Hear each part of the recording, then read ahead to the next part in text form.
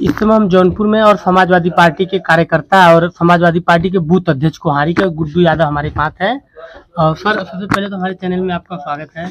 आपके चैनल को हार्दिक और शुभकामनाएं देते हैं और बधाई देते हैं कि यह चैनल आपका बहुत बढ़े और प्रसारित हो, लोगों को आप सच्चाई दिखाते रहे और चैनल का आपके विकास होता रहेगा और हमारे क्षेत्र की जनता का सारी कमियों का आप गहन से गहन अध्ययन करके दिखाते रहे। सर, हम मछली शहर 74वें लोकसभा का बात करेंगे आपसे। और यहाँ प्रत्याशी तमाम प्रत्याशी हैं, तो आप किसे लाइक करते हैं? देखिए, समाजवादी प्रत्याशी कौन आता है ये मायने रखता है हम लोगों के लिए। हम लोग कार्यकर्ता है और कार्यकर्ता किसी विशेष आदमी को चुनता नहीं है।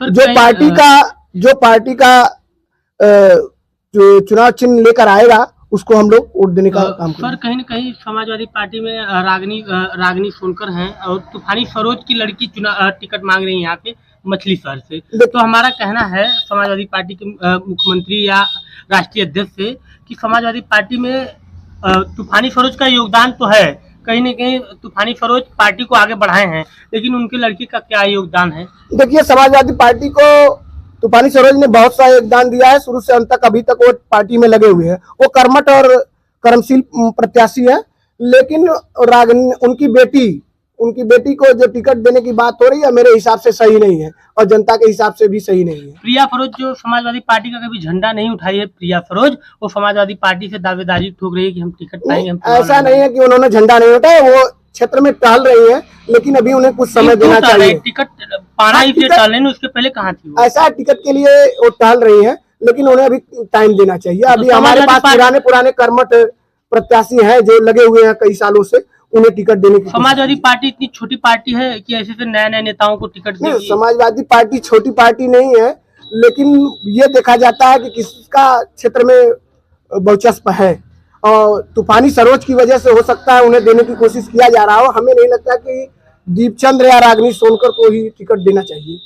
तो एक नेता थे, कल हम जौनपुर में थे ऋषि यादव के कुटिया पे, तो एक आदमी हम उनको बोले कि समाजवादी पार्टी के जो सांसद हैं हमारे किराकत के तूफानी फरोज जी, हम उन्हें देखे एक व्यक्ति को पीटते हुए, तो उनका जवाब वहाँ पे था कि धक्का मुक्की होते रहता है। देखिए, जनता में कोई अभद्र व्यवहार भी करता है, कोई जरूरी नहीं है कि कोई बड़ा आदमी आया तो उसका सब सम्मान करते हैं।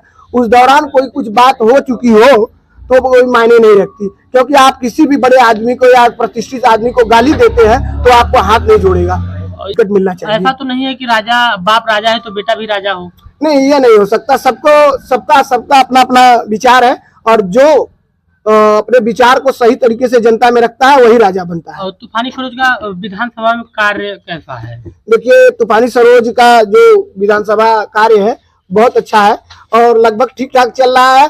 और विपक्ष की जो सत्ता पक्ष में पार्टी है कुछ कामों को करने नहीं दे रही है इस समय, जिससे बड़ी परेशानियां हो रही हैं हर विधायक को। विपक्षी दल के सारी विधायकों को बहुत परेशानियां हो रही हैं। हमें तो सूचना नहीं इस बात का। देखिए, आप जनता में आप के सामने कोई मीडिया के सामने जल्दी आना नहीं चाहता आज के युग में। अरे, जब उनके साथ गलत हो रहा है, काम नहीं उन्हें करना तो उन्हें तो बताना चाहिए। ऐसे है कि सत्ता पक्ष से आप सत्ता पक्ष से लड़ नहीं सकते इस समय।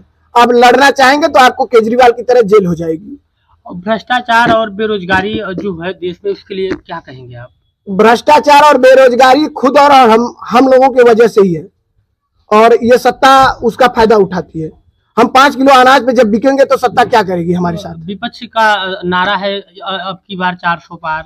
विपक्ष का नारा नहीं है, ये मोदी जी का पार है नारा है। वो बोलते हैं कि मैं 400 पार, हमें तो लगता है कि 400 माइनस में चले जाए। 400 माइनस में जा। ये बताइए कि कितना सीट यहाँ समाजवादी पार्टी उत्तर प्रदेश से यहाँ पे निकालेगी? यहाँ पे हमें तो लगता है इस बार समाजवादी पार्टी कम से कम यहाँ से 40 से 45 सीट निकालेगी। और मछली शहर में अखिलेश यादव किसके ऊपर विश्वास करते हैं इस बार? मछली शहर हमें लगता है दीपचंद या रागनी सोनकर के ऊपर विश्वास करेंगे।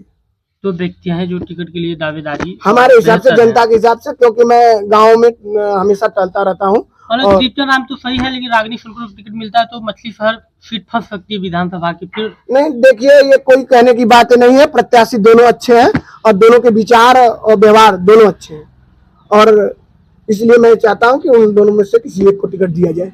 पूरे देश में जो पार्टी के खिलाफ, भारतीय जनता पार्टी के खिलाफ आवाज उठा रहे हैं, उन्हें सीधा जेल हो रहा है या तो फिर सीधा प्रभु से भेंट हो रहा है, तो उसके बारे में क्या कहेंगे आप? देखिए, ये सत्ता बहुत ही पहले जैसे राजा होते थे, कोई खिलाफ उनको बोलता था तो सूली पे चढ़ा देते थे, लेकिन आज के युग में तो ऐसा हो नहीं सकता, इसलिए उन्हें सीधा जेल में चढ़ा दिया जा रहा है और आपके खिलाफ बेबुनियाद मुकदमे लिखे जा रहे हैं, जिससे आप मुख्तार अंसारी को लेकर क्या कहेंगे आप? देखिए, मुख्तार अंसारी जो भी थे, अभी तक उनका कोर्ट से कोई निर्धारण नहीं हुआ कि वो बदमाश थे या कुछ हुए थे। उनको सजा आज तक हुई नहीं है किसी मामले। उनके वकील ने बयान आया है, अभी जल्द ही बयान आया है उनके वकील का कि अभी तक उनको कोई ही सजा नहीं हुई। जब कुछ कृष्णा राय हत्याकांड में उनका नाम आया था, उस समय वो जेल में थे और गाजीपुर में काफी लोग बोल रहे हैं कि मुख्तार अंसारी गरीबों के मसीहा हैं, ये है। देखिए, थे तभी ना लोग कह रहे हैं, बिना बहुत से बदमाश मारे जाते हैं। अतीक अहमद मारे गए, विकास दुबे मारे गए, कोई उनके द्वार पे जाने वाला आदमी नहीं मिला, उनकी लाशों को कंधा देने वाला आदमी नहीं मिला, मट्टी देने के लिए एसडीएम बोल रही थी। लेकिन और ये चीज है, मुख्तार अंसारी ने आदमियों को कमाया था, जनता के बीच में उनकी प्रियता थी, लोकप्रियता थी, तभी उनके घरों पर भीड़ लगी थी। आज हमको डीएम से बहुत नाराजगी है। किसी को मिट्टी देना या कंधा देना ये जनता का काम है, न कि डीएम का काम है, और डीएम को ऐसा नहीं करना चाहिए था। उस बात पे उन्हें मिट्टी देना चाहिए था।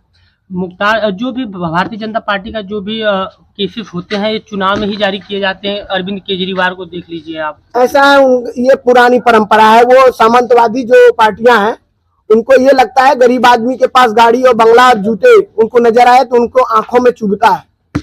आजमगढ़ में दिनेश लाल यादव निरहू बोल रहे हैं कि समाजवादी पार्टी बन जाएगी। ऐसा है, दिनेश लाल निरहू जो है, उनके बारे में मैं ये कहना चाहूंगा कि वो जो है वो बेबुनियाद बात करते हैं। उनको ये नहीं समझ में आता मैं क्या बोल रहा हूँ। उनका कहना है कि अखिलेश यादव अपना पार्टी छोड़ के भारतीय जनता पार्टी से आगे टिकट ले लें। ऐसा है कि जिसको टिकट नहीं मिलता वही अक्सर ये अनाप शनाप बातें बकता रहता है, क्योंकि दिनेश लाल निरहुआ को बस गाना आता है और उनको राजनीति करना नहीं आता, जनता की सेवा करना नहीं आता। जनता की सेवा करना आता तो जनता की सेवक को ऐसी बातें नहीं बोलते हो।